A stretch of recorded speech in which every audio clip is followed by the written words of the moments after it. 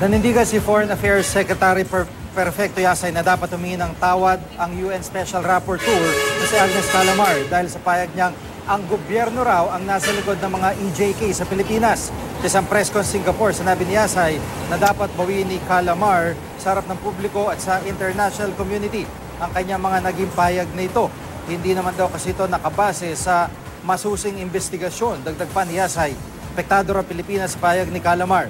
Katunayan ay naging basehan daw ang mga akusasyon ng umano'y extrajudicial killings para hindi i-renew ang isang major aid package mula Amerika.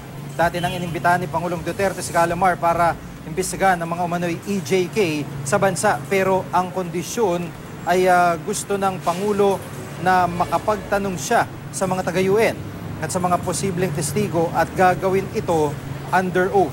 Ayon naman kay Calamar, may inconsistencies ang mga kondisyong ito sa Special Rapporteur Code of Conduct at Terms of Reference for country visits. Sa sagot daw niya sa imbitasyon ng gobyerno ng Pilipinas, binigyan din niya ang mga prinsipyo ng independence at confidentiality na dapat maging gabay raw ng kanyang investigasyon. Ayon naman kay Senator Laila de Lima, dapat pag-aralan muli ng Administrasyong Duterte ang mga ipinapataw nilang kondisyon kay Calamar. Importante raw na hayaan ng UN Rapporteur na gawin ang kanyang trabaho.